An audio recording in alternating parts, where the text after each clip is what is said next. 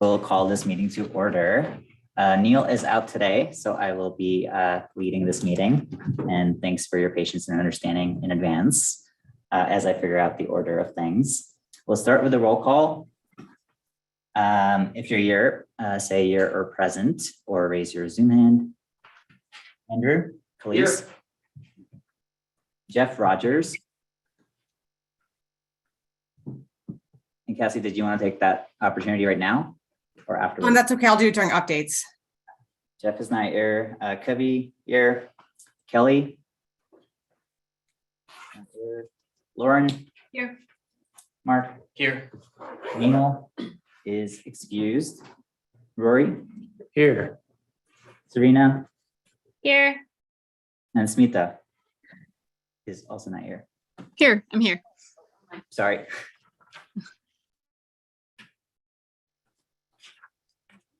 And we also have the ex officios, Jackie and Sasha.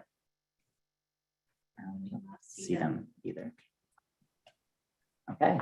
Next order of business is the approval of minutes from the last meeting. Are there any comments on the minutes first?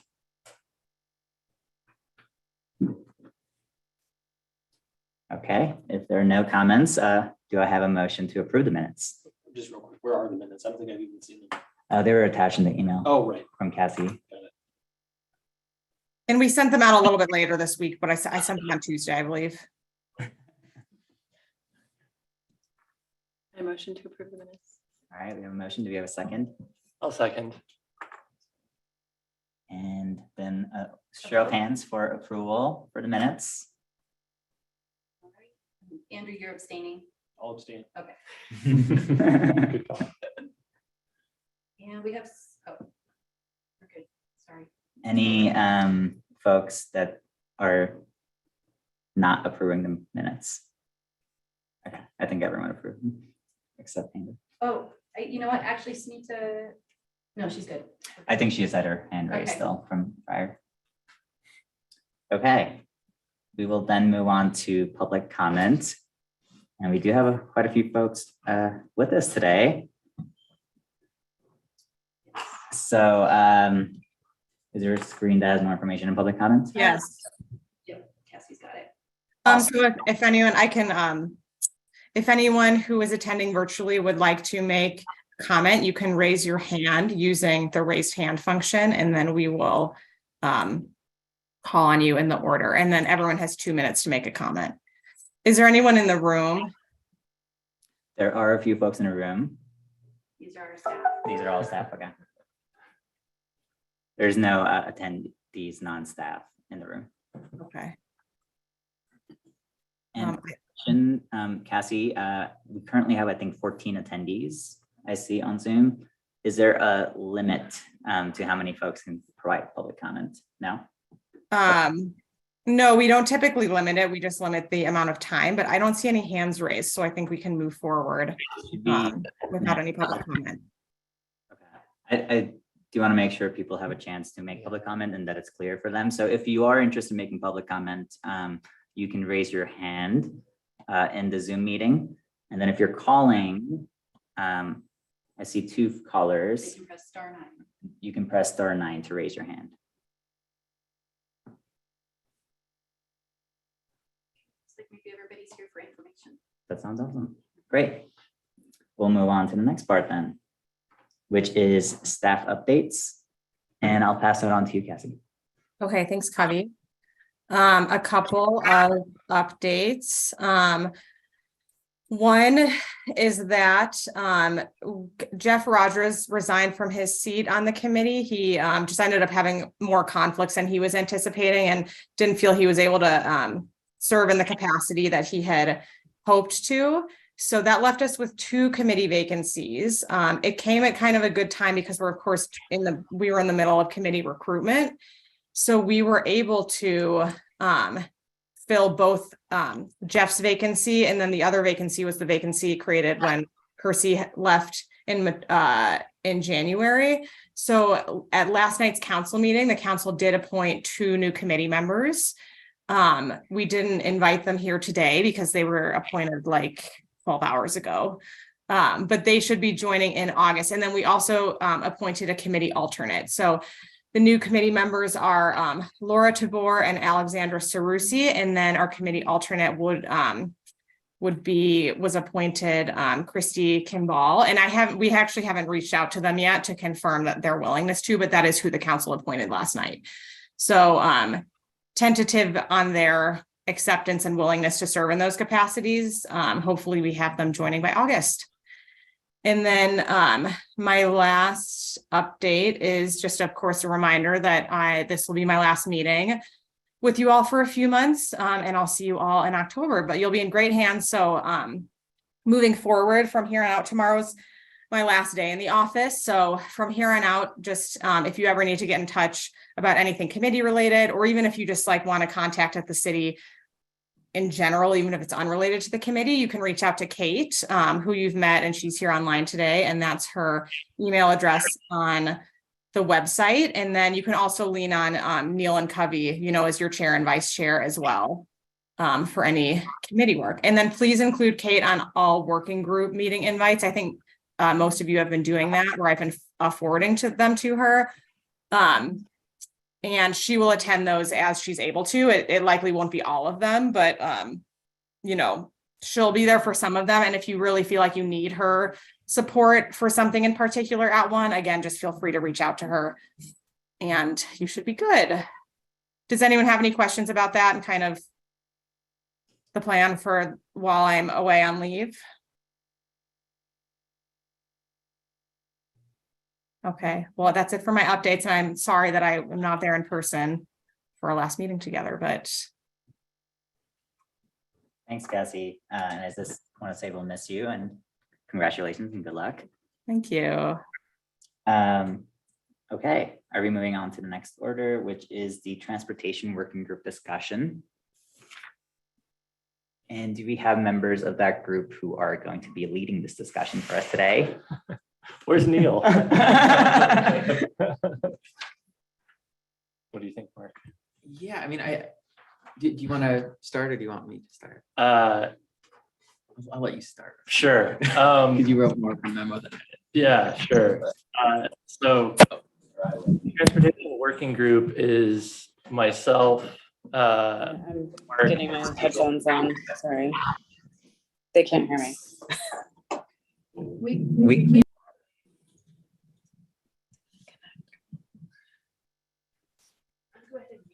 yeah. Okay. So the transportation working group is Mark, Neil, and myself. We've met a couple times in the last month, I guess, since our last meeting to start thinking about the existing transportation strategies and actions in the CCAP and doing a little research on how we might think about updating those as we go into the CCAP update next year. So our first meeting, I guess, was kind of just internal, just the three of us with Cassie to do some brainstorming amongst ourselves. Then we had another meeting where we invited in, I'm blanking her name. So From Cascade. yeah, a staffer from Rachel. Right?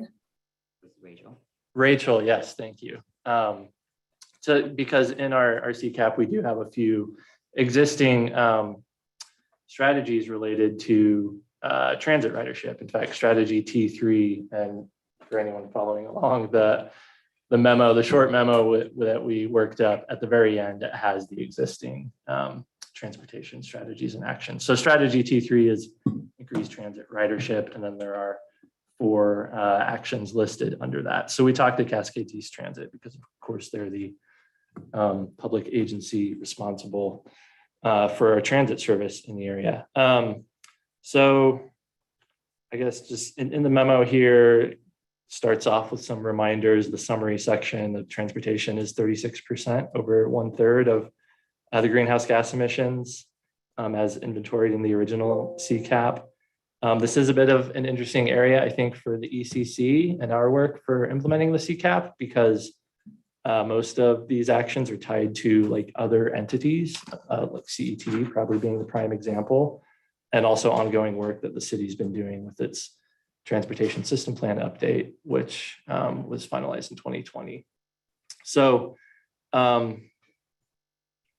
feel free to jump in whenever you want, Mark, but I can keep walking through this. You got anything? I think the key point here is that we're trying to kick off this discussion of where we as a committee can add some value. I think you've heard Cassie had mentioned a couple times at recent meetings how there's also this new effort by the city that I'll be a representative to, a sort of an ad hoc committee on the transportation utility fee, and this effort to increase available dedicated funding to implement the transportation system plan.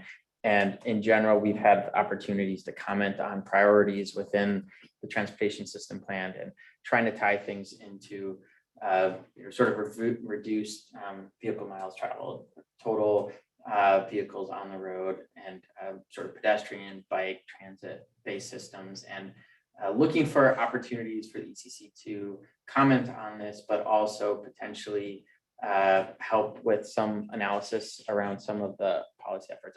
And I'll say that I know there are other efforts by ODOT, by the Forest Service, by the county, where there's a nexus with climate action plan objectives and transportation systems. So I think what we are mostly hoping to do today is just have an opportunity for the full committee to discuss, I guess, areas of potential effort on our end, or even priorities to think about as some of the committee members go out, such as myself, into some of these other processes or efforts.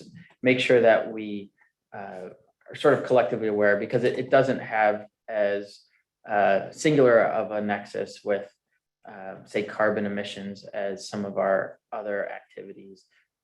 And there's also obviously sort of other environmental consequences, and we know that this committee is concerned with things beyond just CCAP. So, happy to go into more detail on sort of reminding people what the actions are and what some of the progress is, as Roy was already doing. But I think we mostly were looking for a conversation. Does that sound right, Cassie? Yeah, definitely. I mean, I think it would be maybe helpful. Well, I guess first hearing from the committee, just if they just have general comments and questions based on what you've heard, but also in the memo, I think you guys had a few specific questions that might be good to also pose. But I guess first we could just hear from the larger group if you have any like initial questions or thoughts on transportations based on what has been shared. And the direction that the committee wants to go in terms of working on the transportation topics in the CCAP.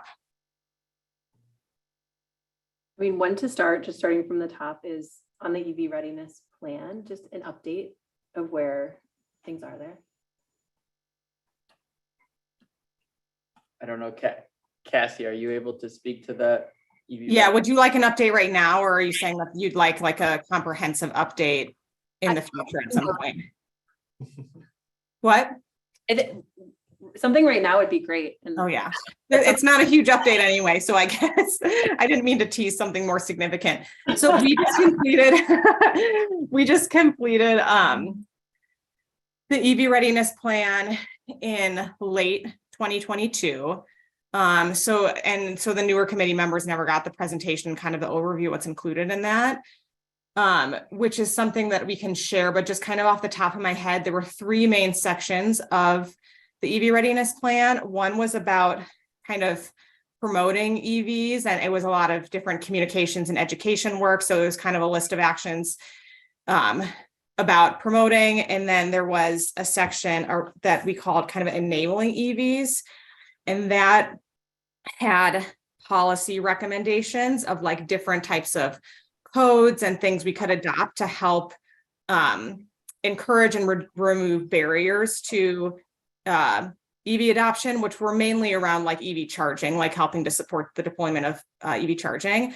And then the third section, which is kind of like the more significant section, I would say, was an action plan that kind of committed the city to deploying public EV charging and the various actions we would take to do that. So those are kind of the three buckets of work. And in the enabling EVs and in that policy section, what was happening simultaneously, it was a little tricky because what was happening simultaneous to the EV readiness plan was the climate friendly and equitable rulemaking process, which had some statewide policy requirements that we had to adopt that were kind of overlapping with like some of the areas that with kind of the bulk of what we were looking into as far as requirements on new development for EV readiness. And so in the enabling, in that kind of policy category, the plan ended up referring to like basically implement this, whatever the state's minimum requirements are, because the requirements that came out of CFAC were fairly significant. And then we went ahead and already made that code update. And I don't know because Pauline does the code, and between the growth management people who are here, is Pauline in there yet? No. Oh, shoot. I don't know, Damien and Brian, if you can remember off the top of your head what the requirements were for EVs, but I'm pretty sure it was like it's like 40% of in new development, 40% of parking spots have to be EV ready. And I just can't remember if it's if that's what type of development that is, like if it's like only over a certain size or only commercial. Damien, do you remember? Cassie, I am trying to work that out right now. And you can come up here and speak or over here. Not to put you on the spot there. No, it's fine. Obviously, I don't remember either, like off the top. I don't remember either off the top of my head. But did you, were you about to walk up and provide an update on that? I think he's looking it up. Okay, take your time. Brian, do you have anything to add? Yeah, and I apologize. I don't have the rules in front of me right now. And the rules are changing, by the way. So Yeah. what may be in effect now may change. I recall sending Pauline some of the recent suggested rule changes that are coming out of the RAC and the TAC, and EV readiness is one of those. So I think maybe just fair to say that no matter what the rules were and what we adopted, which we didn't, I think it was around readiness from memory. It was around buildings of certain size of developments. You had to make them EV ready, which is essentially putting in, I would say, what is it, the conduit to prepare to allow, but not necessarily install. I think. Yeah. Again, that's right. That's what I remember, and that's typical. Yeah, for like, I think large site plans, not subdivisions, but site plans. So, you know, kind of commercial and mixed use. Again, from memory, I could be wrong, but these rules could change as well. So I think fair to say we're going to be on top of the rule changes, and then whatever comes out of it, we'll look at our code. If the code is different, then of course we amend the code. Okay, so I think the bottom line on, and it looks like Damien's up there, so maybe he's ready to share an update, a more accurate update on what has been adopted so far, knowing that they will change. But I think the point on the policy is through the climate friendly and equitable rulemaking, there are all of these state level requirements now that are new that were quite like aggressive. Like we felt like we're aggressive enough to be in line with our climate goals, which is kind of the point of the CFAC. So that's good that our plan at this point on the policy is to follow whatever those requirements are from CFAC. Damien, I see you're up there now. Do you have the language about what we did adopt recently? I don't have that. I've got the rule language in front of me. That's okay for some background. Yeah. So good morning, everybody. My name is Damien Cernick. I'm a senior planner with Growth Management. And I'm referring to a part of the climate-friendly and equitable community rules dealing with electric vehicle charging. These rules apply, that I'm about to refer to here, apply to new multifamily residential buildings with 5 or more dwelling units. They apply to new mixed-use buildings consisting of privately owned commercial space and 5 or more residential units. And what the rules require is that cities must require the provision of electrical service capacity to accommodate 40% of all vehicle parking spaces that are provided on site. And as part of our presentation this morning from the Growth Management Division, we'll get a little bit into more about an aspect of the climate-friendly rules that we're working on right now regarding climate-friendly areas. Okay, thanks so much, Damien. So that's what's in place now, and it sounds like we can expect it to change within the year. And then that third bucket of action for the EV readiness plan was around the city doing public deployment of EV charging infrastructure. So that would be like this, the city actually putting charging stations out there. And since we adopted the plan in late 2022, we've still been doing just a lot of internal discussions to figure out exactly what approach we want to take for that. And we figured some of that out during the planning process, but of course, when the rubber's actually meeting the road and you're thinking about signing contracts and bringing vendors on, it's just opened up a deeper layer of discussion. So we still are kind of working through that because there are a number of different ways that you can procure EV charging stations and a number of different types of relationships you can have with vendors around the management of those. But what we are currently planning is there is a big federal EV charging grant, and the due date for this year's was May 30th, which we didn't have enough information to prepare for that grant in time. But we are planning on and anticipating applying for a large grant for public community charging infrastructure for next year's grant. So between now and then, we're going to try to come up with like a more shovel-ready plan, like a more shovel-ready plan of what we would actually want to build out. So actually looking through, picking locations where we put charging stations, finalizing for sure what types of management we want to have, doing the research on what type of procurement and contracting and like legal relationships we have with any partners that we would have for operations and management, and then kind of solidifying how we intend to oversee that. So the hope is that, and those grants are large, like they're a minimum of 1 million and a maximum of 15 million. So we want to take the time to put together a really good proposal, probably even get like some cost estimates before we put a proposal together so that we can, just be in a competitive position for receiving that grant. So there will be a lot of work on that over this year. And that is something that we didn't talk in depth with. I didn't give that in depth of an update to the transportation group, but they had asked to what extent can the transportation group expect to be updated on that? So that's something that we can commit to, whether I do that with the transportation group or with the full ECC, like in the fall, we can have a few check-ins on that. And I can kind of keep you all updated on where we're going with that, as well as, we love feedback on the approach as we're developing it too. I don't think there will be a lot of work going on in that area while I'm on maternity leave, but once I come back, we'll definitely be picking that up strongly to try to get in position to apply for the grant. So that's kind of the EV readiness update. Yeah. Are there any questions about all that? I don't think so. And Cassie, thanks, because I think where we're headed with this is sort of the practical steps of, is there anything else that the committee should be doing on this? And I know we have that as one of the questions here. Is there anything else that the committee should be doing to help accelerate or prioritize? It doesn't seem like it. It seems like there's a lot of momentum and effort, and this in the overall set of transportation strategies was the highest priority and has the most emissions reduction potential. Is there anything else? I guess part of it is the bottom line that this is actually something that's got a lot of momentum already, and we can put our committee effort in other directions for transportation actions. Seems like it. Is that right? Or am I missing anything, Rory? Is that that's for a committee question. Or either way, yeah. Well, so I was actually going to ask to Cassie to clarify. I heard I think two main things we've heard from you. The city's been approached by various EV charging private sector entities who want to set up charging stations in the city. But then there's this question from the EV readiness plan of, well, should the city be doing that itself, procuring its own public charging stations? So the grant you mentioned, that's a year away.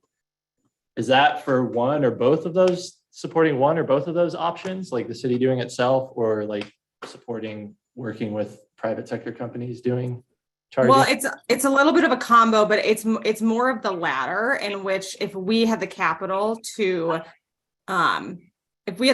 for the charging stations, it would allow us we would most likely still procure the private sector to do like operations and maintenance for it, as opposed to having like our own staff out there that need to operate and maintain the charging stations themselves. So we would have a vendor contract, like we have vendor contracts for parking management and those types of things. But if we provide the capital for the charging stations themselves, then we can procure someone to help, but we would have full control over, like, we want charging stations in these areas. These are the parameters we want them to meet. And then we just hire someone to do the operations and maintenance. The other version, kind of the first version, was when I was referring to private entities who will come in and they're going to pay for the charging stations, but then they typically have their own stipulations around like where they're willing to put their capital. So they're like, we want charging stations in these locations, and this is like, this is kind of what we can offer you. So it kind of, by us getting the funds and doing a procurement that's led by us, it allows us to basically shape it in a way that we think is going to be best for the community. And then, but still working with some private partners to actually like run the system. Thanks, Cassie. So I guess if that discussion is ongoing in the next year, is there opportunity or role for the ECC to be part of it, right? Because that's kind of what we're talking about today is how this committee can support and participate in that. Yeah, I think the best would be beginning in the fall, we're going to start gelling around a proposal where we're actually saying that these are the locations, this is the type of, service operation agreement that we think we're going to have. And then as we start doing those, it would be great to be getting feedback from the committee. And so I think that would maybe just be kind of, if we have committee time and agendas, we can, at certain points, like once we have like kind of like an early proposal sketched out, we can bring that to you guys and get your feedback. And we could do that in full committee meetings if we feel that we have the time and there's committee-wide interest, or that's something that the transportation working group, we can do that with the transportation working group through that, and then still probably bring it to the full committee, but maybe only once after we've done more iterations of it with the working group. But I think that's definitely a great plan. We haven't done, like, we just kind of sketched out this plan in the last month or so. So we hadn't done a ton of thinking through our own process, but definitely getting your feedback on like, what are we actually proposing we put in would be great. Just a quick comment. I know that there are other cities around the country right now evaluating those same questions, and it may make sense to reach out and see what path they've been able to establish there. Yeah, definitely. We almost always do that when we're approaching something like this, is looking at how other cities have done it. So that'll be a part of it too. And we have some examples. I know Neil had a few examples from other Oregon cities that he's actually used the system himself. I can't remember off the top of my head what cities they were, but those seemed like good ones to start with. Yeah, I was thinking about specifically the question about whether or not the city wants to own the infrastructure or enter into a public-private partnership, like a P3, I think, which is the revenue share model. Yeah. How much control over shaping the infrastructure, the policy, and locations does the city want? Yeah, exactly.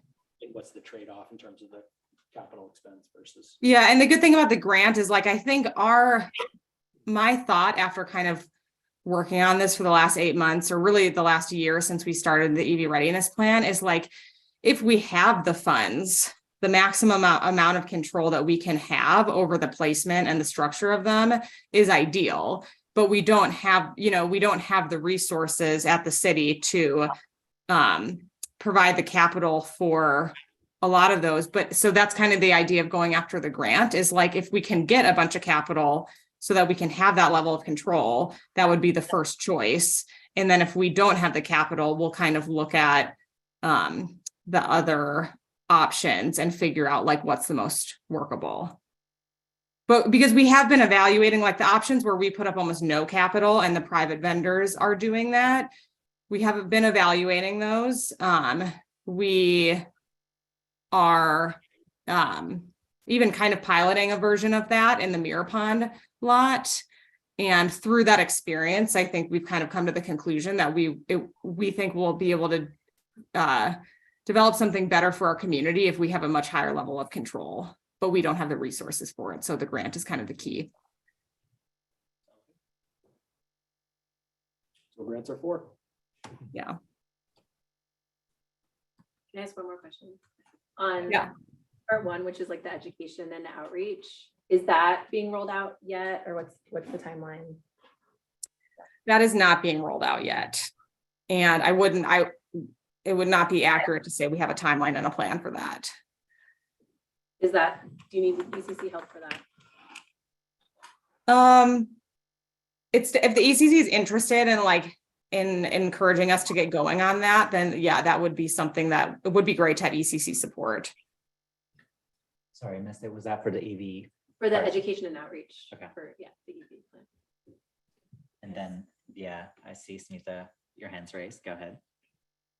Yeah, I had a question on the EV charging stations. Will that generate revenue for the city?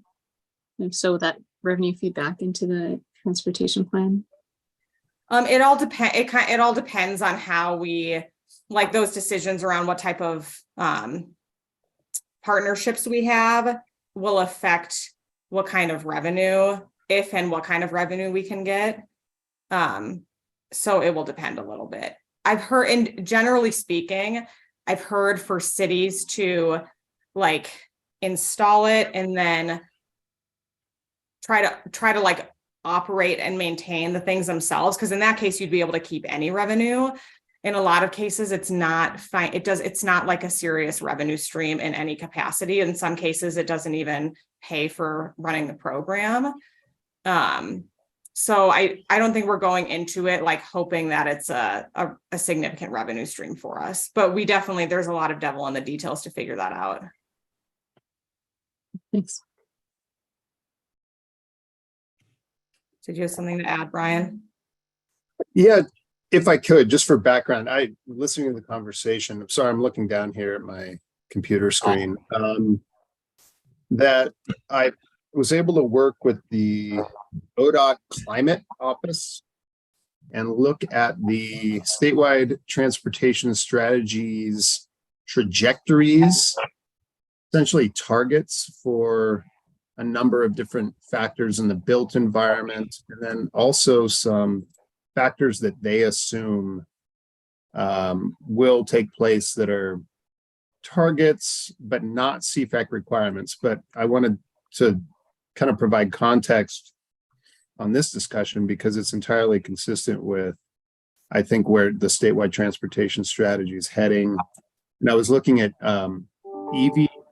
EV charging ability. And their target is by 2050, approximately 95% of vehicles in Oregon are electric or hybrid electric. And they have an interesting one on transit as well, aim for buses either 100% EV or renewable natural gas. So, you know, all these efforts, Cassie, make sense within that broader context on the statewide transportation strategy. So just a little background. Yeah, thanks, Brian. That's helpful.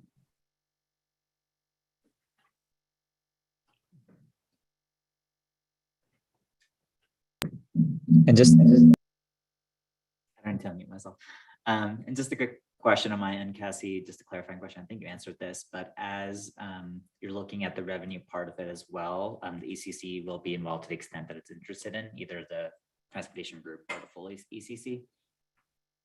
Yeah, I mean, I think as we're putting a proposal together, we would be figuring like that would be part of the overall decision making into our proposal would be like the implications of different revenue options. So when we're working with the working group or the ECC, that would be something that we should be able to explain by the time we've put a proposal together, I would think. Is there any expectation that the city could be a net revenue generator, that this would be, you know, generating revenue net of costs, or is it mostly, I don't know if sort of the interest in the revenue is tied to a new revenue source versus. I've looked at a lot of these kinds of projects, not this one specifically, but normally, you know, if you're doing a public-private partnership, it's going to be cash flow positive to the city immediately. because it's a revenue share model.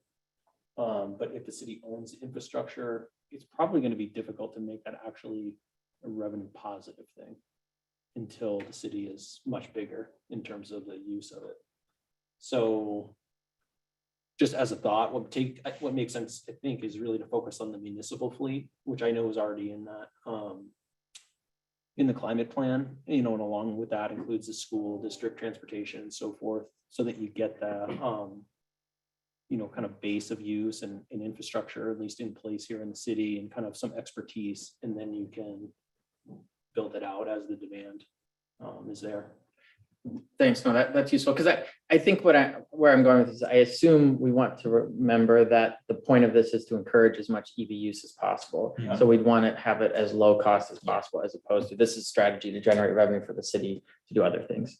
Sure. So, That's a good point. I think my question or comment was to make sure that it's not necessarily focused on revenue, but how the user experience is built. So I feel like some of these models, especially like, I think what comes to mind for me is parking kind of models for certain cities. I just feel like there's sometimes it's like very fragmented and can be a very frustrating experience. And so I just want to make sure that's like prioritized as well as part of this, not just how much we're charging or how we're charging it, but also that it's designed in a way that centers access and equity and just makes it a really good experience for everybody. Yeah, and that's all part of, you know, our EV readiness plan had, you know, equity. The whole premise of it was like, how can we deploy EV charging in an equitable way? So from my perspective, our interest has been about improving access. And that was kind of my response to Smita's question, was that in our discussions, we haven't made any official decisions or anything yet. It's been just kind of staff level discussions, but we have not been looking to it to be a significant revenue source, which aligns with the experience we've heard from other communities that are doing it in a model that kind of matches what we would hope for. So that's the line, probably kind of how you're explaining it aligns with the approach that we've been taking, but this is why it will be great to continue getting all your feedback through the fall. So you can kind of, you know, you can verify that the way we're thinking about that kind of, you know, or we can just get your input up to see if we're actually accomplishing those ideals or not. One other quick comment on this is sort of more on the education and outreach, but there are pretty big incentives that I think launch next week through ODOT, and there's some Pacific Power ones as well. So like, how are we making sure that, and I think a lot of those are for multifamily buildings, but are getting the information so that they can take advantage of those dollars as they roll out. So I think that's just another piece of like, are there things that we can help with to push that education and outreach? Yeah, that's a good point. And I think like our outreach strategies kind of reflect like wanting to, you know, having capacity to do that, like as incentives come out for community members, that we can kind of provide some of that information. But yeah, we're not actively doing that right now. Yeah, ODA. Anyway, yeah, those come out, they come out next on the 13th. Are you talking about the rebates? Yeah, the rebates. Yeah, and we are planning on applying for those for some chargers in the parking garage ourselves.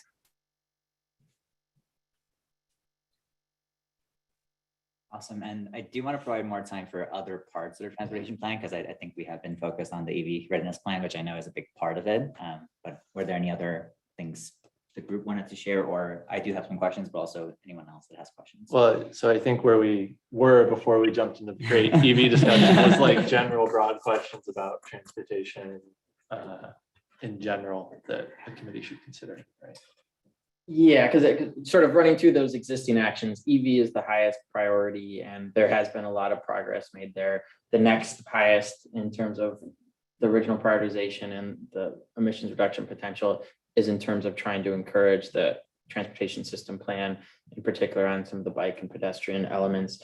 You know, I think it'd be interesting to think about what we can do other than providing our input that those are priorities from the ECC's position. But I think that's kind of the broader question, where we can actually be most effective above and beyond processes that are already underway.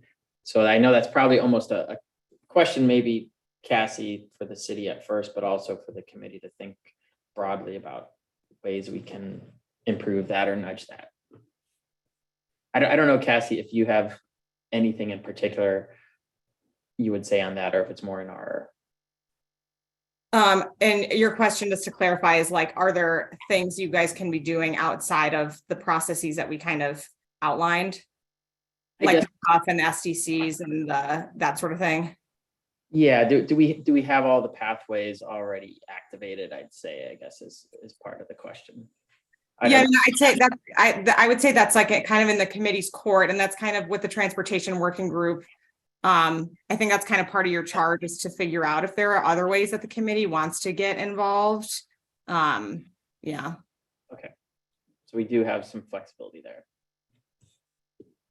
I guess a related question on that, just looking at the action matrix for that action for the increased bike and pedestrian trips action or strategy, it mentions that it occurs through the external process, but it does need ECC input and direction at key times. So kind of relate to what you're saying. I know you're serving on the TUF, if that's how it's spelled out, but through that process, will they be reaching out to the ECC for other key points as well? Or like, is there a way to be more embedded in that process? For which process? For the TSB, for that part of it, for prioritizing Ben's bike, pedestrian, complete streets policies. Well, that's not something that's not like, I wouldn't say there's like a specific process through that's happening. That's like implementing the bike, pedestrian, and like kind of alternative transportation strategy to the TSP is work that we're doing across all of, in many different aspects of implementing our transportation work. So the ones that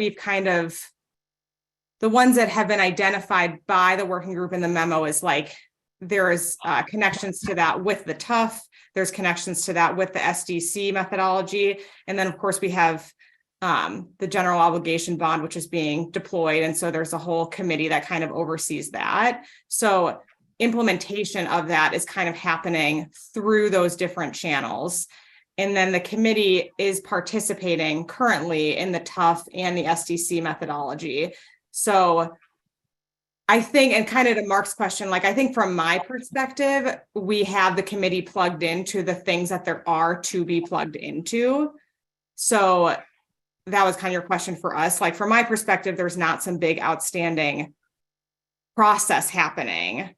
But of course, if that's all, you all just within your committee capacity, have the freedom to think of other ways that you would like to be involved if you feel like that is, somehow not accomplishing what you want to accomplish.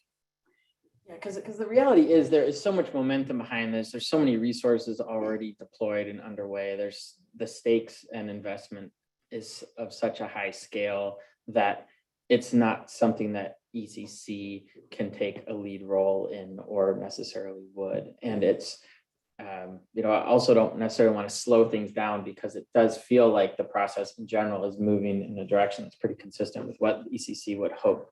So this does feel like one of the murkier categories because it's such a big, expensive process that's already underway and is generally going in a good direction from the ECC perspective.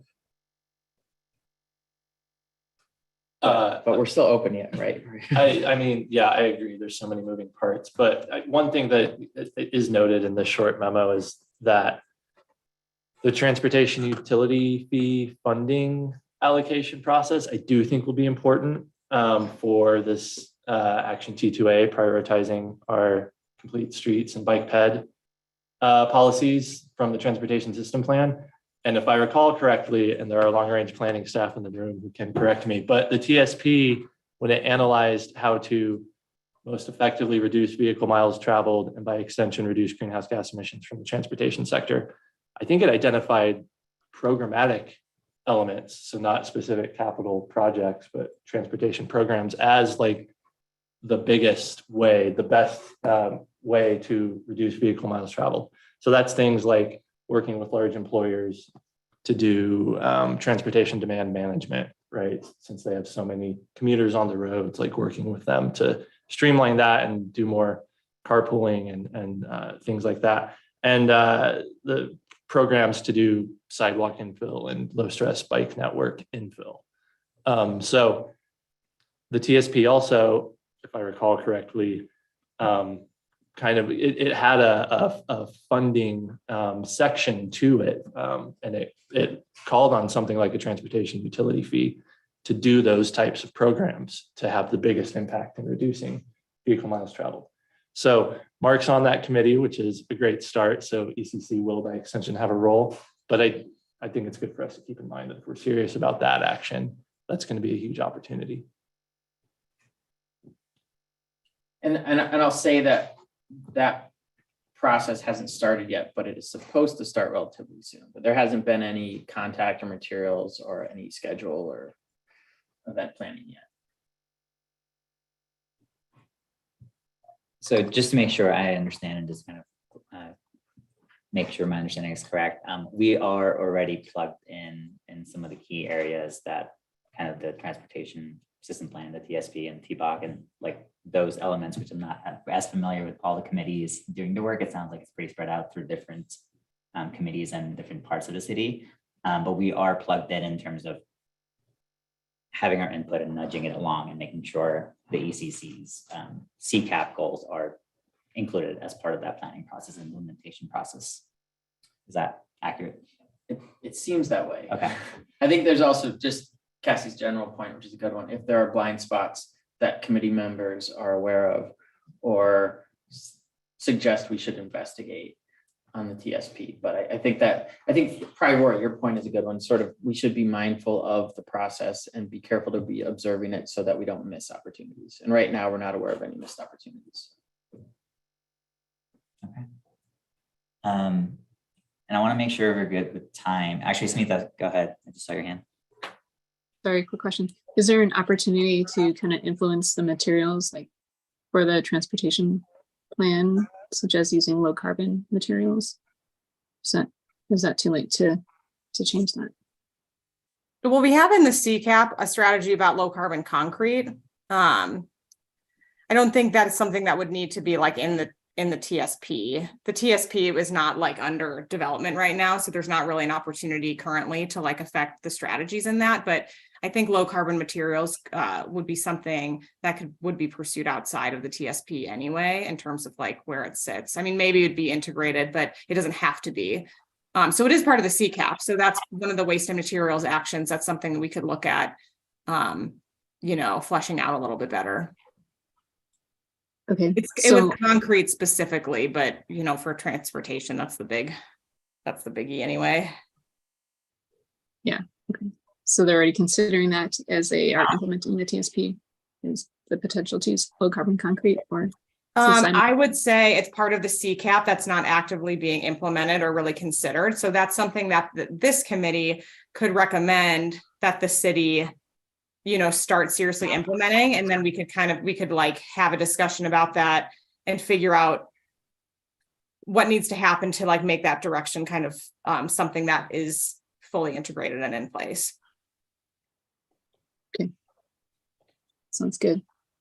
That does kind of raise a good point though also, Smita, in terms of how there is a nexus also, I think, on the TSP to other things of concern at ECC. So Smita and I were both just on a larger sort of working field trip yesterday associated with the Utility Public Advisory Group that I sit on as a ECC member, looking at new stormwater and water supply strategies in new developments in the city, and looking at how there is this whole process for updating stormwater code and rules that the city has for developers tied to material use. And obviously the transportation system investments are going to have a pretty strong nexus with a lot of stormwater and water quality and potentially water consumption demand as well in terms of design and the like. So I think we're also trying to be mindful and probably should continue to remind ourselves to watch for those environmental implications beyond just the climate ones. Thanks. FYI. And so I was just gonna say in terms of thanks, Mark. In terms of a time check, so we can start wrapping up this discussion as well. Is there anything else that the group wanted to share? And then I also want to open up any other general questions for transportation plan as well, as a whole for, I guess, if there's anything else you want to share in terms of what you think would be helpful for you in terms of prioritizing the next, 2 years or the next like year of what you're planning to work on. I don't think there's anything else because we do have a few of these very specific actions that we're involved with right now.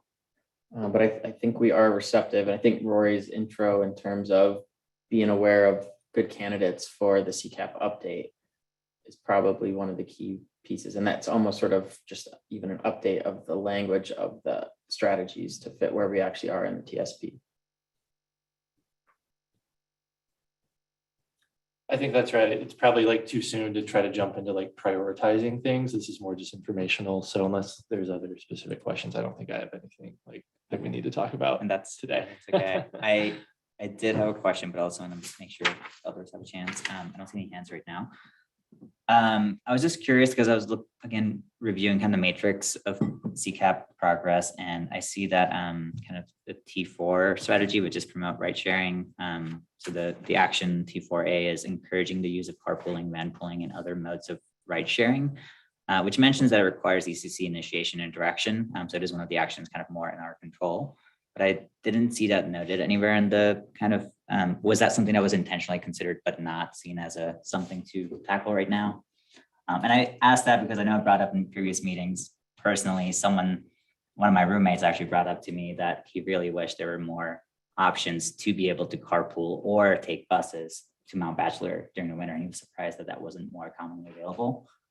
So when I looked at this action, it mentions the goal being to have 6%. And I feel like that could be achievable as a more city-led or ECC-led action. So I'm curious if that has come under discussion or not. I don't think, have we talked about it very Not directly? specifically, but a couple of thoughts come to mind. One is something I already mentioned, the transportation demand management programs that are part of the TSP. So working with large institutions and employers to do things like carpooling and ride sharing. Yeah. That's been planned for, it needs to be funded. So I think that might come up in the transportation utility fee committee discussion, but I know when I was reviewing this again in prep for this, I was noticing that and thinking about it too. And even though it's at the bottom of the list or near the bottom in terms of the emission reduction potential, it does, I agree, seem like a programmatic opportunity. Although I've also wondered, I know when I looked at it, I was thinking again from my own experience with TSP investments, are there opportunities for the city to improve areas for parking and ride sharing or coordination around that? Because it is true, like heading up to Bachelor, there's not really a lot of parking available. I mean, the one shuttle area that Bachelor has fills up, and people, are always parking along the road. There are all kinds of places people try to park that aren't really necessarily appropriate, especially in a winter condition, especially if they're not plowed areas on the side of the road and that. So it does feel like as the TSP moves forward, I don't know if there's anything specific to more carpooling, ride sharing areas, but it does feel like there's a scarcity of those in the city. There are mobility hubs, which it's another separate strategy in here, and it's in the memo, but there's a plan. Yeah, I actually saw that. Thanks for including a link there. Yeah. That's recently been adopted. So those are coming. CET reminded us, speaking of the recreation use, that they're starting a summer shuttle in partnership with Forest Service to go up Cascade Lakes Highway. Okay. Drop off at a couple places. So not city-led, but kind of falls in that bucket. And then there, commute options facilitates a lot of like other types of van pooling, car sharing type stuff as well. So other entities working on it. Got it. Yeah, that's a good point to mention. I don't know if we'd mentioned from that meeting with CET how the big constraint on progress that they already have on books in terms of planned is just lack of available drivers, that they're having a hard time with that. And we asked, is there anything the city can do to help with it in terms of dealing with the fact that they can't find enough drivers to staff these things like the shuttles up to the national forest. And they didn't really they couldn't think of anything, but we said, please let us know if anything comes up. Any other questions from anyone here or on Zoom?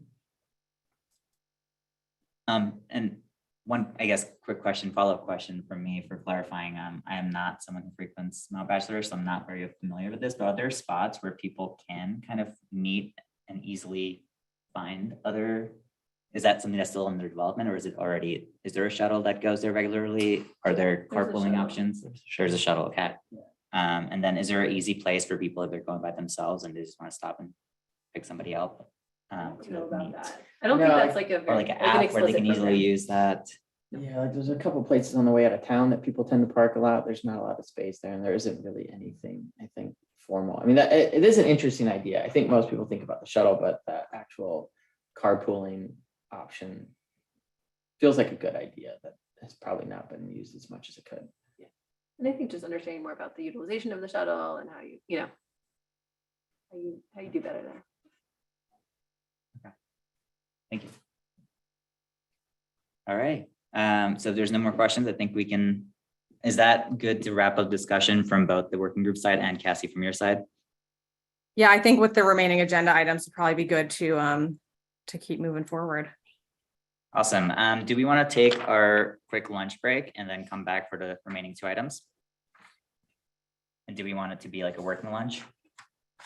How are we doing on Time-wise, time? We're right at 12. I mean, is that where we want it to be right now? I think we're a little behind, right? Depending on how much time you need for the remaining two items. Working lunch sounds great. We'll do working lunch. I think we're probably a tiny bit behind, depending on how, the next two topics are also, well, one's a presentation with a Q&A. It just depends how much you guys want to discuss the climate friendly areas while we have the staff here, but we do have the staff here, so it'd be a good opportunity for you guys. And then the last discussion is kind of open-ended, so it can be kind of as short or as long as you want. But I do think we're probably a little bit behind of what we thought we might need for those two.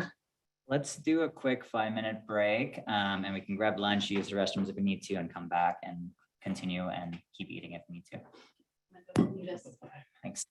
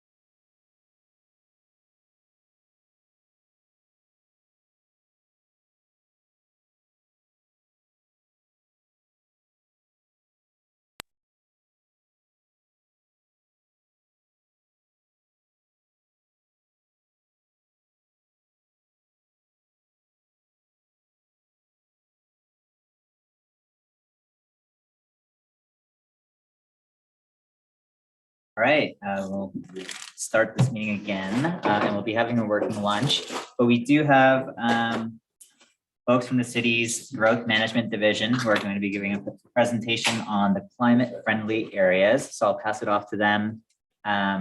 Is there anything else I need to say before doing that, Cassie? I don't know if Cassie's back yet. Oh, I didn't pull in. Oh, I did. Okay. We're good. can everyone hear us on Zoom? Yeah, we can hear you. Okay, thank you. Okay, I'll pass it on to the growth management division. Hey, can everyone hear me? Oh, yes. All right. It's always a good first question in a virtual meeting, right? My name's Brian Rankin. I am the manager of our long-range planning group over in growth management. And we're here to talk to you today and have a good conversation, hopefully, based on or on the climate-friendly area study that we're kicking off.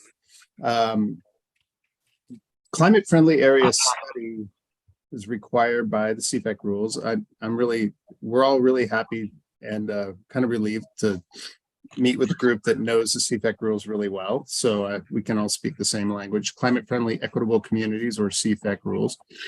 So this is one of the first requirements out of those rules is to conduct a study of potential areas to designate as a climate-friendly area. And we can get into the details of what a climate-friendly area is intended to be. Essentially, it is a designation that will create, probably in some cases, have some changes to land use, the intention being more of a kind of mixed use environment that's bike and pet friendly, ideally to make it easier to walk and bike around, some other intentions to reduce vehicle miles traveled, and also just create a new kind of place for folks to walk and bike around and live and work. This is just a study at this point. It's due by the end of this year. It's being run by our group. It's a small group. You're seeing, let's see, you see Jennifer there. Elise Vukovic is missing today. So they're primarily doing this. I'm assisting and the rest of us are assisting, but it's an internal project. There are no major, at least the way we're structuring this work right now. I just want to share it's open. It's a very open process trying to understand the pros and cons, advantages and disadvantages of different areas in the city that could potentially be designated as a climate friendly area. So we're going to talk about that. And then Damian Cernick is here to provide a very brief update on the Stevens Road track. A couple slides at the end of our discussion on climate friendly areas update. So it's kind of a two topic discussion today, just to keep you in the loop about what's going on in growth management. And also fair to say too, that these rules are changing. So the rules were recently modified. There's some temporary rule changes that were adopted. I'm serving on a RAC that's looking at additional changes. Damien's serving on a technical advisory committee. So the rules are going to probably continue to change. And then we, of course, will have to consider those changes as we move forward. There's also the Court of Appeals case that we would expect or hope is resolved probably sometime by the end of this year. So all these factors kind of come into play, but I just want to reassure the committee that we're moving ahead with the study and we're going to share what we're doing, and also finish off with a request of how would you like to get involved? How would you like us to keep you involved throughout the process? So with that, I'll kick it over to, I think, Jennifer, and we'll go from there. Good morning. I'm Jennifer Knapp. I'm a senior planner with growth management. And so what is a climate friendly area? Although you've been talking about CFAC all morning, I'll highlight some components of climate friendly areas or CFAs. So a CFA is an area where community members can live, work, and meet most of their daily needs without having to drive a vehicle. CFAs must be served by high quality pedestrian, bicycle, and transit infrastructure. And CFAs will allow a mix of uses, including multi-unit residential development. The overall intent of designing neighborhoods in this way is to reduce carbon emissions, and it gives people the choice not to rely on a car. We already have areas in Bend that are zoned to comply for the most part with the state rules. For example, our mixed use areas and opportunity areas like the Bend Central District, which is just east of downtown, and the Central West Side, which is the area around the pavilion extending over to the Oregon State campus. And we will expect to see buildings that are like the Hickson, which replace the old Rays on Century Drive, and the Timber Yards development, which is currently happening where Spokamoto used to be on the Core Pine site. For our outreach plan, the focus of the plan is to center the voices of historically underserved community members and to provide meaningful opportunities for equitable involvement. And the engagement will take place throughout the study, the designation, and the adoption. So far we've completed one-on-one interviews with community leaders representing vulnerable populations. We partnered with the COCC Latinx college prep students on their winter curriculum, and they came here to present their ideas at City Hall to staff, the mayor, and the city manager. We also just completed an equity focus group that reviewed some of our preliminary mapping, and we will be sharing that mapping with you coming up. I wanted to share some key themes that we've heard in this process so far. One is that housing affordability is critical to ensuring that climate-friendly areas are equitable. Transportation options and accessibility should be prioritized when designing a climate-friendly area. Groceries, medical services, and daycare facilities for lower income households would best serve those communities. And we should see this as an opportunity to provide connection between community members by locating affordable housing alongside market rate. This next slide is focused on our capacity analysis. So one of the pieces of the rules requires that 30% of current and future needed housing is accommodated in climate-friendly areas. So for us, that's about a little over 15,000 units. There are two pathways through the rules on this. One is a prescriptive path, and the other is an alternative or outcome-based path. Right now, we're focusing on the prescriptive path so that we can develop a baseline. In doing that, we've determined that we need approximately 275 to 350 acres designated as a climate-friendly area. Now, this is theoretical capacity. It means that the area is zoned for that number of units. It doesn't necessarily mean that the area is market ready or that that type of development is feasible. But Brian might talk more about some feasibility analysis that we're doing currently. I have a quick question. Do you want me to save it for the end or? Well, no, you can ask it now. So the 15,300 units, is that based on adopted housing need or is it based on updated numbers since 2016? It's our current adopted need, so that will change. That's something that will fluctuate. Thank you. So what the graphic is showing are a couple different options. So option one is applying the prescriptive methods. And so one of those pieces that the state requires would be that the maximum height would be raised to 85 feet. So that's an option to raise our heights to 85 feet or higher. And then we would need less land to accommodate our need. Option two would be to take the outcome-based path, and we might keep our current standards that we have in place, which allows mixed use up to 65 feet. Or in that scenario, we would need more land, obviously, to accommodate the need. So that's more in the 350 acre range. So to give you some size examples, the Bend Central District is 200 gross acres. And Core Pine is 65 gross acres. And then the central west side is 500 over 500 acres. So those are our opportunity areas that we've studied so far. And then sizing will be, you can keep going on other, sizing will also be related to other policy choices. So this slide shows options around where we locate these. So do we choose something centralized where we concentrate the CFA near downtown and where all our current amenities are? Or on the far right side, the dispersed option where we bring those amenities and develop them out in the neighborhood. So more smaller CFA nodal kind of development. The middle slide, the varied approach is a little bit of both, where you have kind of a larger centralized CFA with some kind of medium-sized ones throughout the city. And I'll turn it over to Brian to look at the mapping. Yeah, and then just follow up to the previous slide. You know, there are implications associated with designating a climate-friendly area.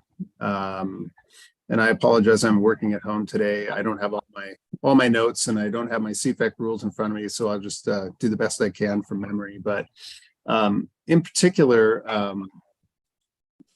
that when we plan for our transportation system, that we're going to have to assume that we're more or less assigning capacity to this climate-friendly area before we assign capacity to other parts of the city.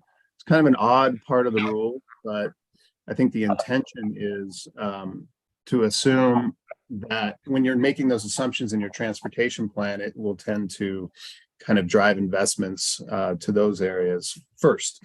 Another implication is that the CFAC rules are very clear that cities are not going to be allowed to increase vehicle miles traveled per capita over a planning period. So these are not necessarily embedded in the CFA study or the CFA designation, but when you look at the rest of Division 12, and you look at the rest of those rules, there are implications to the location of your climate-friendly area. If you put those things together, you're making modeling assumptions based on filling up your climate-friendly area. You're expected to reduce vehicle miles traveled as a result of a climate-friendly area and other decisions you make as a city. And then there are other downstream requirements in the climate-friendly rules around monitoring and performance measures. So there are some performance measures and standards that are they're directly related to what happens in a climate-friendly area. And from memory, I know that the city would be required to track investments and transportation investments, percentage of your capital improvement program, for example, that are spent on multimodal projects in your climate-friendly area, amount of low-stress networks in your climate-friendly area, affordable housing units in your climate-friendly area. So, the location of the climate-friendly area matters. It's just kind of it's not as simple as just designate. There are going to be implications to that designation. So now kind of moving to this slide and just sharing kind of our overall thinking about the study phase of this work is we purposefully cast a very wide net and really want to just have an open conversation about, well, this is what a CFA is. These are the implications. It could be here, here, here, here. We know the acreage. So we're trying to get people thinking about the best location for a climate-friendly area designation in the future. It's our understanding that some cities have used the study more or less to just kind of pick one area. Like this is the area we're going to pick and we're going to study it. And our approach is a little bit different. So we're kind of looking almost citywide in some respects as to where that designation could be. Some areas, as Jennifer said, some areas, a climate-friendly area designation wouldn't be a big policy change. There would be implications, but not a huge policy change, like Bend Central District, Central West Side, Core Pine. In other areas, it would be a policy change. So when you look at this map here, we've just identified some examples of potential locations. This is not an exhaustive list, but we wanted to start with a fairly wide net. We generally ruled out just pure industrial lands, and I would say low density, standard density residential areas, considering that probably wouldn't be an appropriate place to assume you're going to have 85, 95 foot tall buildings over time. So we looked at land use designations, mixed use, commercial designations, and you'll see this map kind of reflects that, and existing employment centers and areas with developed bike and ped transit networks. And to assist the discussion and get people thinking about pros and cons and what might make sense, we're creating maps. And these right now are working maps. They're not definitive. They're all under kind of production, refinement. So we're really open to your input here. We have 3 kind of categories, and these are matching essentially the intent of climate friendly areas. So we're trying to map the characteristics of what would make a good climate friendly area now or in the future, based on what is either on the ground now or planned. And those are around connectivity, opportunity, and equity. So maybe we can go to the next slide and we can walk through these maps a little bit. Okay, and I apologize to our, I'm pitch hitting for Elise, who's out today. So I'm gonna have to take a look at these notes to make sure I get it right. She would normally cover these slides. So we've done a citywide map and analysis of connectivity.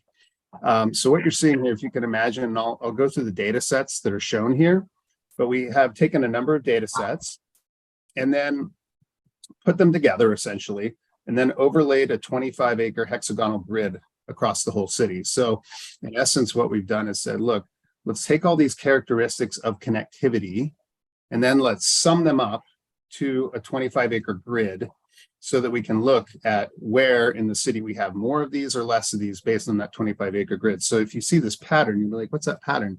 Those are 25-acre grids, and what we've done is summed up GIS information to these 25 acres to give us an idea of which areas might have more of these traits and less of these traits. So what you're seeing here, this is connectivity. So we're looking at sidewalk facilities by length, bike facilities by length, key routes, planned low stress network, existing low stress network, road intersection count, transit stop counts, and transit route counts. So all of those essentially got summed up to these, and what you can see are some basic patterns about the city in terms of connectivity. Core of the city, kind of the old platted areas of the city, interestingly enough, really come up high in this case, and then you'll see some areas out on the east side into the kind of blending north and blending south. But by and large, the areas kind of in the core of the city and along these commercial corridors tend to have better connectivity for the reasons that we described. Than compared to, say, the more distant, say, single family residential areas that are more in the fringe of the city. Okay, let's go to the next slide. And if there are questions, by the way, feel free to shoot. And, I can't quite see them. I may not be able to see the questions. This is on opportunity. So you imagine CFAs, right? They're supposed to be well-connected, bike and ped friendly. We want people not only to be able to get around well without a vehicle inside the CFA, but I would also say around that CFA. Same thinking here in terms of opportunity. So opportunity, what are we looking for? Places with relatively good population density. So we looked at the number of residential units in throughout the city. The employment density, that's the number of employees per acre. Employment diversity, which is different kinds of businesses. So that is getting to some of these what called D variables in planning, which is you want a robust concentration of a variety of things to do in a place to encourage walking and biking and transit use. And then also compatible land uses. So these are also showing the areas that allow multi-unit residential use. So that's what's shown in this map right here. Generally what it's showing, some of those areas again towards more the core of the city, and then up and down kind of 3rd Street corridor and then out east tend to have more of these traits than again, the more distant areas of the urban growth boundary or city. Next slide. And this one, this map, by the way, is part of the rules and part of good practice is to really identify, okay, where should we be very, very cautious as a city about taking public actions that could further gentrification or displacement, and where are those places in the city of Bend where if we're taking a public action, in this case, a climate friendly area designation, that we would want to make sure that we're really paying attention to and increasing the amount of anti-displacement tools that we could apply to that, or in combination with that effort, to not exacerbate gentrification, to not exacerbate dislocation in certain communities, in certain parts of Bend. Just at the outset, I just want to say this map is pulling this together is very difficult in Bend. A number of reasons. Number one is that just data sources. The American Community Survey, ACS, has probably the most complete demographic information that we can really rely upon for the city of Bend, and the US Census. And so those two sources of information and data are in very, very large tracts in the city of Bend. They're quite large. And so they don't really, it's not really fine-tuned granular information that picks up little differences at the block, you know, at the little block level or small neighborhoods. It's very coarse data. So it's kind of, I suggest using this with caution. And I suggest also, you know, supplementing this with firsthand information and firsthand knowledge. So this map is essentially trying to replicate what a couple different communities have done and what Department of Land Conservation suggests, which is to look at where you need to apply anti-displacement tools. So this map is looking at displacement risk. And we looked at 6 different demographic factors, including all from the ACS data. People who are over higher concentrations of people over the age of 65, people with a disability, people who don't speak English at home, levels of education, non-white population, and people who rent their home. So there's some demographic characteristics we took a look at. And also taking a look at income, looking at higher and lower income categories. So focusing on where do we have those traits and higher concentration of those plus lower incomes, and then housing market activity, whether or not rents and home prices are increasing at a rate that's faster than the average in the county. And then neighborhood demographic change. So measures in non-white population, educational attainment, rates of home ownership, and household income, all with the intention of trying to find areas and identify areas that would be more affordable and vulnerable, and potentially subject to earlier stages of gentrification compared to other parts of the community. And so this is that's the source of information, and this is highlighting where we would want to really pay attention and apply some of those mitigation strategies. Next slide, please. So as Brian mentioned, this is where we are in the study phase. So this is just a study, and the study will be due at the end of 2023. The next phase will be designation in 2024, where we actually select the preferred areas and we finalize capacity and sizing. And then in 2025, we move into adoption, where we prepare and adopt code amendments. And so for next steps, for the community engagement will be ongoing. In the summer, we're going to have pop-ups in the community. And we're going to be meeting and presenting to stakeholder groups. And then in the autumn, we're going to have an open house. And all that will wrap in and inform the technical analysis. We do have a website up. If you're interested in any of the materials we presented today, they will be there. Elise is leading the study. And then if you have questions about the study engagement, please get in touch with me.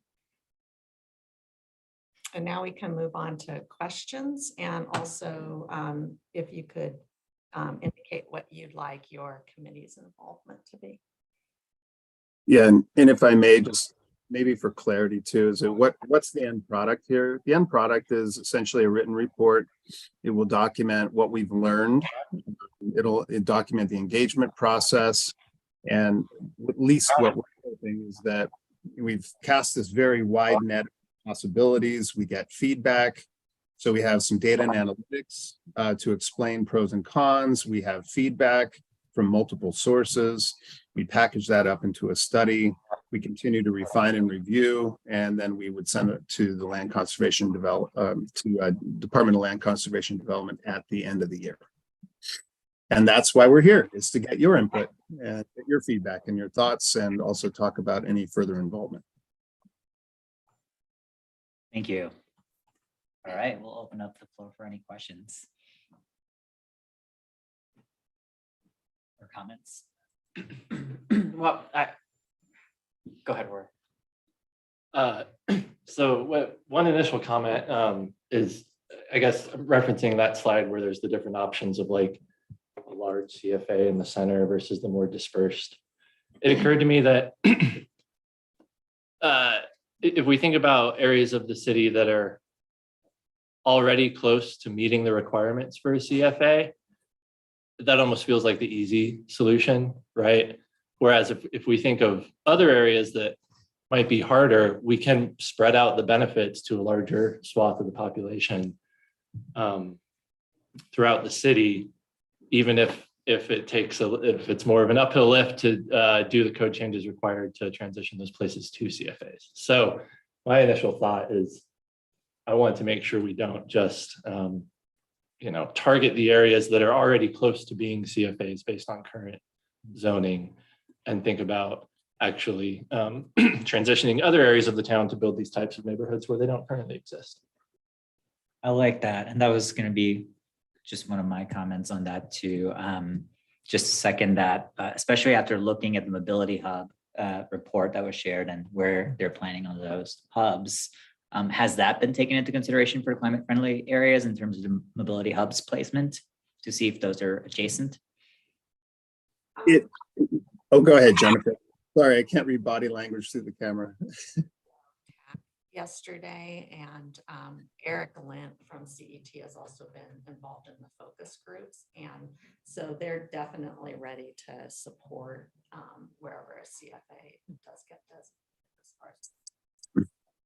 And the other tricky part is that the locations of mobility hubs are somewhat general. I mean, so they're not highly specific, like they will be here, and exactly here. They can move, I think, according to opportunity. So I think it's fair to say that we can consider that and add that to our connectivity level or our connectivity layer. But I also anticipate that wherever a CFA would be designated, that a mobility hub would naturally move towards that. So when there are big changes in terms of land use opportunity like this, there's a lot of coordination with some and making sure that they can provide robust service to that area. And if they can't, then we certainly take that into consideration. I had a question, probably somewhat related to in terms of demand and community preferences around this, and sort of curious. I realize there's a community engagement piece of this, but I'm just from experience, does it seem like these are characteristics on a designation that a community would embrace, or do you think there's likely to be some variation? I'm kind of wondering if, given that we're looking for areas that already have a lot of these characteristics in place, are you likely to have a lot of support? Do you expect from the current residents, current users of an area for it versus kind of to this more dispersed model approach you're talking about, Roy? You might end up imposing it a bit more on communities that might not want it, that want more space. I'm just sort of curious how you see this fitting into community preferences right now. It's a good question. I think so. The only experience, I think, or similar experience that we have was back in 2016 when we were looking at creating what are known as opportunity areas through the urban growth boundary expansion process. And I think by and large, what we heard and what was ultimately adopted was that making bigger changes in terms of land use, in this case, allowing mixed use, building heights going from say 40 or 50 feet up to like 65 feet. That big change was generally more acceptable in areas that were not, say, lower density, primarily residential areas, which I think generally just makes good planning sense as well. So, the areas we ended up redesignating in the core of the city, most of those areas do not have quite a few residents, right? So they tend to be commercial and industrial, kind of older strip commercial in some cases, commercial and industrial rich, and not having a lot of existing residents. So, that's the only direct experience we have. And I think as long as you're not probably operating and putting a big climate friendly area designation in a low density residential area, I think you're probably going to have more success rather than concerns. But I think no matter where this goes, there will always be concerns about compatibility, concerns about whether it's the right location. And then to your previous point about, you raised a really good point about concentration. I think that was Rory, and then seconded is that we heard that from BDAB as well. So we presented to the Bend Economic Development Advisory Board, and they had the same discussion. Like, is it better to really concentrate investment in one place, knowing that we don't have maybe the most robust funding for a variety of kind of infrastructure improvements, I think, as you're finding out in your tenure here on your board, or do we spread it out? So I think it's a really good policy question and a good community discussion. And I just wanted to mention too that this climate friendly areas are not the only way to create opportunities for change within the urban growth boundary. In the work plan that Jennifer showed you earlier, that 2-year period between study and designation is a period of time where we will be updating our housing needs analysis, updating our employment opportunities analysis, figuring out how many jobs and housing units we need, and then looking at the current urban growth boundary to see if any changes should or need to be made in order to accommodate that economic and residential growth. So it could mean additional areas are designated for mixed use. We change existing zoning designations to, for example, allow more residential in some commercial areas. So we're going to be having a wide number of discussions about these topics in the coming years. Thanks. That's really helpful. And just sort of following up, and this probably isn't novel, it's what you'd already think and expect, but it seems very natural that doing something new like this, if you can do it in a way where it's going to get as much support as possible from the areas where it's going to first be piloted or used, that's just going to help its success across the city and then more likely to spread, as opposed to going after areas where then you might mobilize some opposition and then that becomes sort of a decision rule that people tend to follow across the community. So I guess to the extent that I would have input on it, I would agree of trying to prioritize areas that have those constituents already and a supportive population, but with the intention of hoping that it can spread and eventually cover even more and more of the city. One question I have is just, is the goal for the initial part of this to meet that 30% threshold? Like, are there plans to expand that further? How are you thinking about that? And sorry, Brian, just before you respond, just a time check that we would have one more agenda item after this. So if we can answer that briefly, and then we'll just want to make sure we can answer your question in terms of how we want to be involved as well. So go ahead. So pardon me for not, the question was around the 30% estimate, correct? All right. What's the requirement from the state, I think is part of the question. And then is our goal for this phase, just to meet that with the 200 to 300 acres of designation, or how are you thinking about this over the long term and potentially building that over time? Well, I mean, it's a good question. There are, I would look at the state rules as minimums, right? We have to prove and demonstrate that your CFA is large enough to accommodate. I think, for example, the examples that Jennifer just used, you know, as I think Rory said, you know, take the easy way out policy wise. If you designated Bend Central, Core Pine, and BCD, you would have darn near double the amount of acreage in CFAs if you just designated those, right? So I think long term, short term, we know we have to meet the requirements of sizing. It does not prevent the city from saying, but it might be appropriate to have an adjoining CFA or secondary CFA, so we can go over and above, if we so choose, which may be a good option. And then in terms of the longer haul, the rules are constructed so that you, over time, if you're expanding your urban growth boundary, you have to continue to add to your climate friendly areas. So that's in part why we're looking at a broader geography to look at what could work maybe now. Maybe these other areas would be good candidates for some kind of mixed use or potentially smaller climate friendly areas that you could enlarge. So I'm trying to think through it as best. Does that make sense? Yep, that's super helpful. I mean, we're probably like, you know, would push for more and less on this committee. I would agree with Lauren. And the way I think of it is, if we have 30% of our city designated as climate friendly, that means we still have 70% that's not climate friendly. Right. People are still, first option's the car to drive across town and can't walk to your neighborhood amenities and all that. So I'm in favor of going above the minimums as well, Lauren. Yeah, grab the low hanging fruit, but don't stop there. Okay, and just in the interest of time, is there a more specific how we want to be involved going forward kind of discussion or quick? We only have 18 minutes and we still have one more agenda item, so I want to make sure we can get to that. Go ahead, Rory. I was just going to say, I know there was something else that staff here wanted to talk to us about before they. Go ahead. Oh, sorry. Thanks.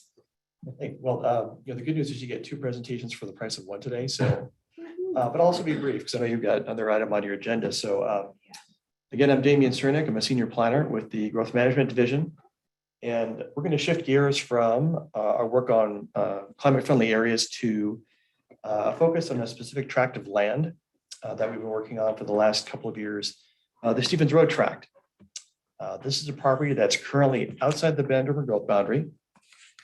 It is due east of the Trans-Canada National Natural Gas Pipeline between Stevens Road there to the north, and then a future extension of Ferguson Road to the south. What you see to the west of it is an area called the Stevens Ranch Master Plan that was included in the urban growth boundary in 2016 and has already been master planned. It's been identified and zoned for a combination of commercial, industrial, and a mix of residential uses. This process started in 2021 with the legislature passing what's known as House Bill 3318. It was a bill that created a specific process for including this tract of land and only this tract in the urban growth boundary. One piece of that bill was to develop what's called the concept plan that the city started working on not long after the bill was passed and was approved by the Oregon Department of Land Conservation and Development in August of last year.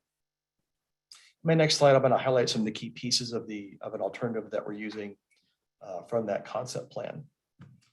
2 other components of that bill that we've got coming up to complete this work include working with the county this summer to amend the urban growth boundary to bring the Stevens Road tract into the UGB. And that'll be followed by a separate process where we're going to be looking at some specific changes to the Bend Comprehensive Plan that are very similar to what we adopted in 2016, where we're looking at some specific policies that will then guide master planning of the Stevens Road tract. The end goal for this work on the property is that once the planning amendments are adopted, then the Oregon Department of State Lands, who is the current owner, will then begin the process of surplusing the property to a private party to develop it in a manner similar to some of our other expansion areas, where a master developer has created a master plan for the development of the areas for housing, commercial, mixed employment, and industrial. And then if you have any questions for me, my email here is at the bottom of the slide. Just for a little more background and respecting time, The graphic that you see here, the brighter colors on the right represent the Stevens Road Tract concept plan. This includes roughly 147 acres of land for housing, with a real focus on improving and increasing the proportions of housing that are attached forms of housing, like single family attached, townhomes, middle housing, and then multifamily attached. There's also some areas that we've designated for commercial toward the center of the tract, near an extension of Southeast Wilderness Way. And one of the key features of the work we did with the concept plan is to provide for a significant amount of open space. And so we're looking at an element that would be a 29 acre community park, as well as a green loop trail that would mirror the transportation network. So it's truly multimodal, where people can get around on foot, on bike, using their mobility device if necessary, but also by car. That includes my very brief, hopefully not too fast, update. And I'm happy to take any questions, or happy to talk offline if you want to get to your next item. Thanks, Damien. Thanks for speeding it up for us. If there are questions, they reach out to you by email? Is that Yes. okay? And Yep. is there any way you can share that presentation with us by email as well? Yep, I'll send it to Melissa. Perfect. Thank you. One quick question. Would this meet the requirements for a climate friendly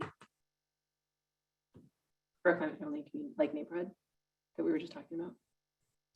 It's close, but not quite there.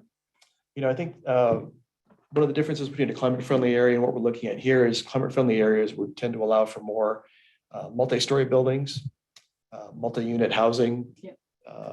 with already established areas nearby that provide the commercial amenities like grocery stores, childcare, maybe immediate care center. But I think one of the things that we're trying to do with the work we're doing on the concept plan is try to lay those foundational pieces so that as this area develops, it's still trying to provide those amenities of being walkable with closer access to things like the commercial areas, employment, and the open space. And the other subtlety to that is that if you designate this as a climate friendly area, you'd likely increase total VMT citywide by a sizable amount. Got it. Thanks. All right, let's stop sharing and say thank you again for your time today. Awesome. Thank you all. Thanks for coming here and sharing all that. Do we still need to get clarity though on whether there are opportunities for us as a committee to be involved in the CFA process, or are we? If I could just jump in, I do want to make sure we just really only have 10 minutes to get to a whole additional agenda item. So I was wondering if Brian and Damien, maybe you guys can work with Kate in my absence to maybe I don't know, maybe we can coordinate offline, basically not right now, on ways to stay involved. Yeah, that's good. Thank you. Thank you. All right, we will move on to the last agenda topic, which is the tree code update goals discussion. So just as a kind of quick refresher, in the last meeting, Rory and myself had agreed to apply for the committee. The council has still not appointed the committee members yet, but we'll be doing so. But we just want to have a quick discussion because we won't have a meeting next month to just see what the committee wanted to, in terms of what are the committee members' hopes and dreams around the tree code update. And Cassie, is there anything else you want to add? Yeah, I mean, I think it's a little bit even more of a general question, because we know that, we don't have the time right now to get into the exact scope of the tree code update. But what we wanted to just hear from the group in general, what does the committee have any goals with respect to kind of the topic of the things that are covered in the tree code, which is, how we manage tree removal and tree canopy with respect to development. So we're really just looking for kind of big picture thoughts and hopes, which will help. The hope is that whoever is the appointee will then be able to just kind of take some of those nuggets into their meetings with the committee to say okay, these are kind of some of the values and the things that the ECC cares about generally, knowing that today we're not looking for specific input into the tree code because we don't have the scope and exactly defined. And we wanted to do that today because the liaison is going to have to do several meetings before the next meeting that you guys all see together. So we wanted to just give a little bit of something for them to work with. And then we do have on deck for August for Pauline to come in and do a presentation, kind of an update on where that discussion is. So you'll be able to hear more about the specific scope of that and provide a little more feedback then. But it's just kind of to set up the person who's going to contribute for success. So just general question, like, what do y'all care about with respect to trees and the tree code generally? Thanks, Cassie. And I guess I'll just mention, especially because we just had the CFA's presentation, I'm curious if CFAs are looking at trees or green spaces at all, and just that intersection between those two topics as well. I also want to be just mindful that if there's anyone on Zoom that wanted to comment, I know that there wasn't a lot of time with the last topic, but I want to make sure everyone has a chance to contribute. So I don't think we don't have capacity for public comments from Zoom, but I think that most of those people, if for anyone who's here for the tree code, you know, there are other staff contacts and council contacts that you can provide input into directly with respect to the tree code. I just meant committee members, sorry. Oh, yeah. Okay, sorry. I guess I'll say more is better. I don't know if that's clearly an obvious thing that for the ECC, if it needs to be said, that whatever it takes to have as many trees and protect them. We did a project for the state legislature a few years ago that piloted in Clackamas County to look at how to generate new sources of funding for trees. And you know, there's a lot of ways that stormwater code and stormwater investments can be another revenue source for tree conservation, management, planning, investment, but it was largely tied to this idea of urban forestry. And if you can use some of the actual potential lumber or timber from urban trees as because I guess this is a European model used in a lot of places where they take trees once they're going to die or close to, and they actually harvest them in sort of micro local timber sources as a potential revenue source. That was the idea. It ended up not penciling out on its own, that you had to tie it to some of the stormwater investment pieces, but thinking about if there are code components that would be more conducive to potential revenue requirements to make tree investments. I don't know if that's going to be part of it, but I think looking at, I know that it can be costly to increase the stock of trees and to manage the stock of trees. And if there are ways to contribute to that.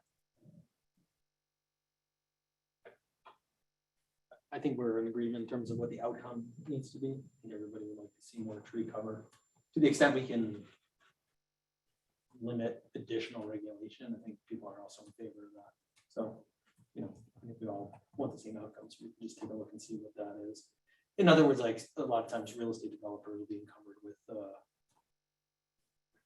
you know, certain requirements and so forth, and some of them are really important, but it's a matter of kind of balancing those inputs, I think, too. Thanks. And I do want to give Smita a chance to also hop in. And before I do, Smita, I know we had a attendee also raise their Zoom hand. We're not able to take comments right now, but if you do want to share anything with us before the next meeting, you can email us at ecc@bendoregon.gov, or you can do so at our next meeting during the public comment time period. And with that, Smita, go ahead. Yeah, I just want to say that in terms of the climate committee, like it's important for trees to be maintained to reduce air conditioning use. I know there's, you know, concern about fire as well with trees. So I have to make sure that whatever species and setbacks are, you know, appropriate. Also, we were just talking about transportation and making places walkable. So ensuring that trees are present along those walking, biking routes for shade and just, you know, environmental health would be important too.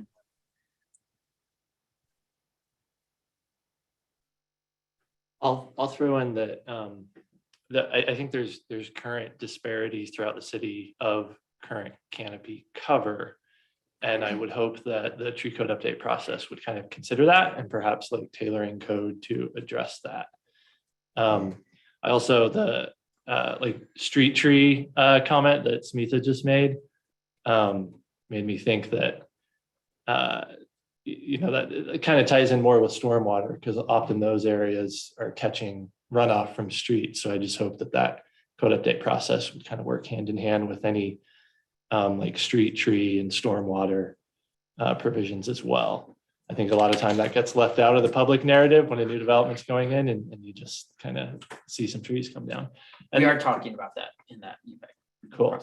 And I'll also just add, you know, I am also in favor of keeping more trees in the city, but honestly, only to the extent that we can continue developing in a smart, climate-friendly sort of way that does provide more dense mixed-use areas.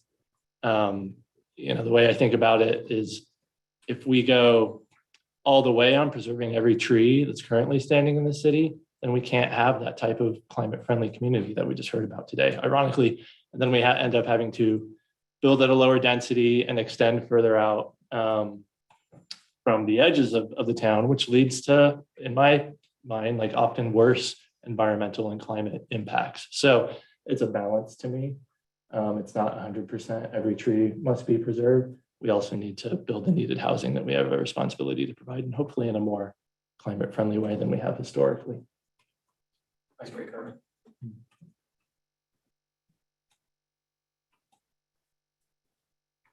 Okay, any other final thoughts? I think we are at time for this part of it, and then if there's nothing else, we'll move on to the agenda review, for which we have 3 minutes, Cassie. Okay, are we ready to do that? Yes. We have a choice. Let me just. Sorry. Oh, here we go. Okay. So for agenda, as a reminder, we're taking a break next month. So no meeting next month. I think most of you are still planning on meeting with your working group, so you'll still have that, but you get a little break from coming into the council chambers. And then in August, what we had planned on deck is the waste and materials working group discussion, the update related to the tree code where Pauline will come in and give a presentation. And then Covey, if you are ready to at that time, we had also slated to follow up on that bike rack discussion that we started last month. So that's the plan for August, and then the plan for September so far is just the energy working group discussion, but that means that you'll likely have capacity within that meeting to add something to that meeting, or if any of these discussions needs to be carried on into the next month. So is there anything that anyone wants to add, make sure we add for or consider for August as kind of a first order of business, or anything that anyone wants to put out for consideration for adding to the September agenda? I think my quick question is just seeing 3 items on the agenda again. I just wonder if it's going to be tight again in terms of if we expect each of those 3 items to take considerable time, and if we should be less ambitious with like maybe 2 items and push the bike rack again, if that's okay. Even though I do want to get to that, I also want to be like, I don't know how much time we're expecting for tree code update. Is that a significant agenda item? I don't think we know yet. I imagine it will be fairly significant since a lot of work will have been done. I think it's not a bad, we typically do best when we have 2 main agenda items. So I think from my perspective, that makes sense, but up to you guys. And there's room in September too. Sounds like there's general consensus. Let's do that. Okay. Bike rack September. Okay. And I just wanted to, is that it for the agenda review, Cassie? Is there anything else you needed? No, that's it. Thanks, everyone. And I just wanted to note again that we still have, we had the highest number of attendees, I think, for this meeting. And so I appreciate everyone who joined in. If you were joining because of the pre-code update discussion, I know that was cut somewhat brief, but you are more than welcome to email that ecc@bendoregon.gov email address. That sends an email to all of us on the committee. So if you do have any thoughts you want to share with us, please do feel free to reach out to us. I just want to share that. All right, thanks for attending. I think that's it. Thanks, everyone.